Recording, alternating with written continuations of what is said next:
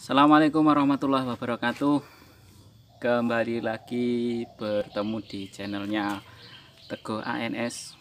Nah, channel sang pemuda kreatif dan sang inspiratif. Pada kali ini saya akan membagikan suatu video. Namun sebelum saya membagikan satu video, jangan lupa yang belum subscribe segera subscribe, nyalakan loncengnya dan share, tekan tombol like. Nah, pernah nggak kebayang kita itu mau usaha apa yang kita tanpa bekerja tetapi bisa menghasilkan uang, atau kita duduk-duduk karena saja di rumah tetapi bisa menghasilkan uang? Di video kali ini saya akan membahas salah satu usaha yang bisa menghasilkan uang, dan itu tanpa harus kita beribet-ribet dan tanpa harus kita bersusah-susah payah atau istilahnya kerja keras. Hanya dengan modal santai-santai saja tapi kita bisa menghasilkan uang, dan ini bisa menjadi sebuah investasi di masa tua kita. Nah, salah satu yang akan saya bagikan ini adalah tentang usaha ternak lanceng. Apa itu lanceng? Kalau bahasa kerennya sih ada yang menyebutnya ada kelulut, ada yang menyebutnya dengan trigona. Nah, nanti coba dicari sendiri. Saya tidak akan menjelaskan itu apa lanceng. Nah, di usaha kelanceng ini kita hanya modal sekali, yaitu cari lebah kelancengnya di hutan atau cari ke peternak-peternak yang sudah membudidayakan terlebih dahulu. Nah, dan pada kesempatan kali ini saya juga akan seperti itu, karena saya pikir-pikir kalau hanya mengandalkan kekuatan otot dan kekuatan pikiran saya belum bisa menjamin. Meskipun rezeki kita itu sudah dijamin sama Yang Maha Kuasa, tetapi apa salahnya kita selalu berusaha. Nah, sebenarnya di rumah saya sudah punya 2 stup, dan pada hari ini saya sudah berjanji dengan teman saya yang katanya punya stup banyak dan saya akan dikasih itu bahasanya, tapi nggak tahu berapa nanti, diganti rugi berapa. Nah, ternak kelanceng ini yang dihasilkan adalah madunya. Siapa yang tidak pernah membutuhkan madu? Madu itu adalah sudah dijelaskan di berbagai buku, sudah dijelaskan di dalam ayat Al-Quran bagaimana khasiatnya. Dan kalau madu yang murni itu memang baik untuk kesehatan kita. Selain baik untuk kesehatan kita, juga baik untuk kantong saku kita, karena madu itu akan menghasilkan uang. Karena selama ini memang harga madu itu tidak pernah turun. Nah, itu saja pembukaannya, dan ikuti terus. Pada hari ini saya akan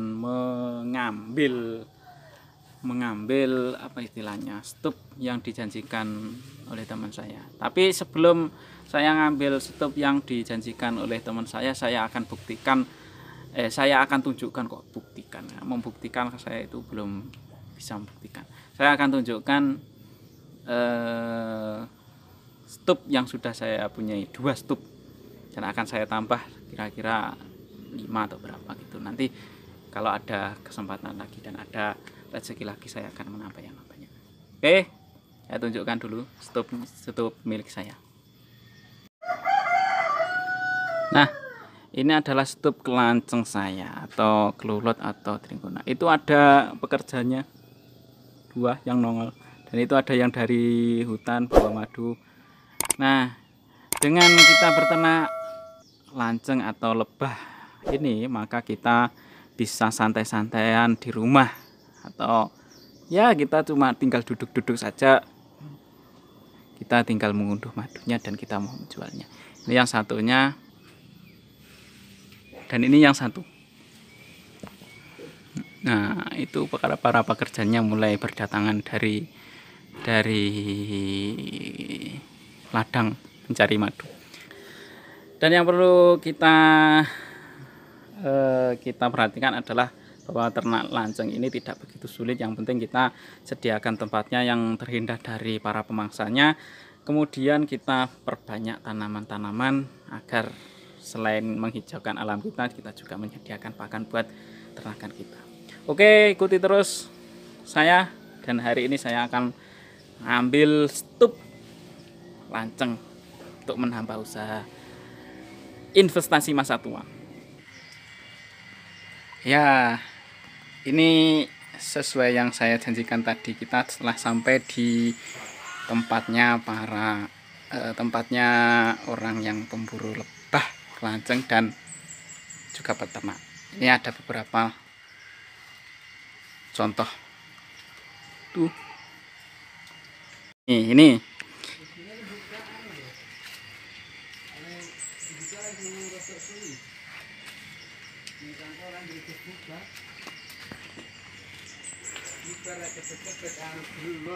Miliknya.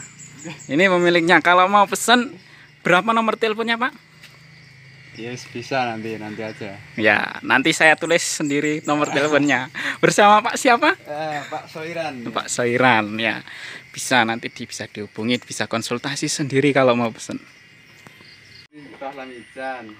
Ini ternyata kerajaannya di sini. Ini. Iya, ini pepundan ini. Nah, pepundan katanya. Ya, kali ini kita memborong tuh yang di dalam karung itu ada 4 kotak. Di luarnya itu ada 4. Terima kasih Pak Bos. Ini bosnya yang punya. Kalau masalah harga nanti konsultasi sendiri sama yang punya. Ya, ini yang kita boyong tadi. Ini 1. Ada lain.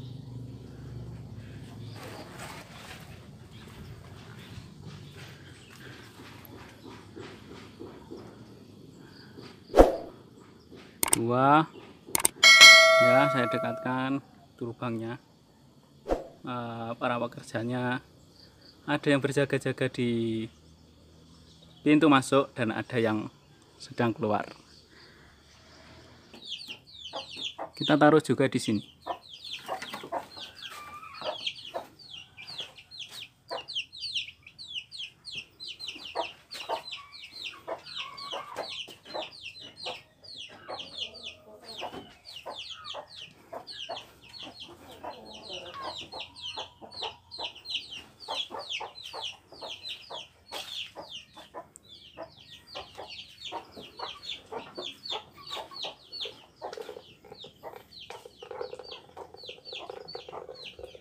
Nah, kenapa kita menaruhnya berbeda-beda tempat atau berjauhan? Kalau ditaruh di berdekatan atau kita taruh menjadi satu tempat di samping-sampingnya gitu. Pengalaman saya yang dulu saya punya awal itu 2, saya taruh berdekatan, itu akan terjadi peperangan antara satu koloni dengan koloni lain. Makanya di situ saya menaruhnya berjauhan. Bukan bermaksud apa-apa, cuma kita mengantisipasi biar tidak terjadi peperangan antara satu koloni dengan koloni lain. Nah, sebenarnya ini kalau dibilang penghasilannya menjanjikan, ya belum tentu menjanjikan. Kalau dibilang tidak menjanjikan juga bisa dikatakan ini penghasilannya menjanjikan, tergantung dari bagaimana kita merawatnya. Perawatannya yang terpenting adalah kita sering-sering menanam. Salah satunya adalah tanaman pohon yang memiliki berbunga, agar para kelanceng itu bisa mengambil nektarnya atau madunya dari berbagai pohon itu. Nah, kalau kita tidak pernah menanam pohon atau menanam bunga-bungaan, maka ya dari mana mereka mau mengambil nektar atau madunya? Dan saya rasa bisnis atau budidaya kelanceng ini adalah bisnis rumahan yang bisa menghasilkan jutaan rupiah, tergantung dari diri kita sendiri. Kalau dari saya, yang dulu dua itu hanya untuk skala konsumsi sendiri, tetapi lama kelamaan karena hobi, karena minat, dan saya pikir-pikir wah ini kalau ini ditambah lagi koloninya, ini akan menjadi penghasilan tambahan bagi saya gitu. Jadi bisnis ternak kelanceng ini ya tergantung dari hobi kita. Kalau kita punya banyak tapi kita tidak hobi menanam bunga atau menanam tanaman, bisa dipastikan sangat sulit sekali kita akan mendapatkan madunya. Kalau kita rajin menanam madu, bisa dipastikan 4-5 bulan kita sudah bisa memanen madunya, atau paling tidak dalam 1 tahun itu bisa panen 2-3 kali. Dalam satu koloni saya pernah membaca itu maksimal satu koloni itu 1 liter atau berapa gitu. Itu tapi tergantung dari bagaimana kita menyiapkan sumber pakan dari lebah kelanceng tersebut. Kalau kita tidak menyiapkan ya sama saja.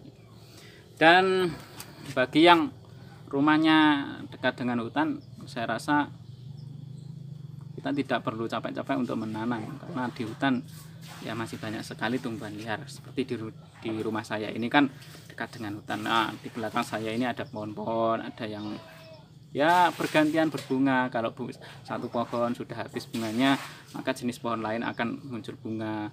Atau ada tanaman kopi, itu biasanya dimanfaatkan untuk lebah. Kenapa kelanceng yang saya pilih? Karena selain aman untuk diri kita, karena kalau kelanceng ini tidak pernah menyengat, lebah yang tidak pernah menyengat, jadi amanlah untuk lingkungan sekitar, termasuk kalau kita punya anak kecil tidak akan pernah disengat. Kalau pakai lebah madu itu yang ada sengatnya, saya pernah waktu kecil itu pernah disengat di bagian muka, itu bisa pintul-pintul gitu. Yang kedua, keuntungannya kalau ternak lebah kelanceng ini adalah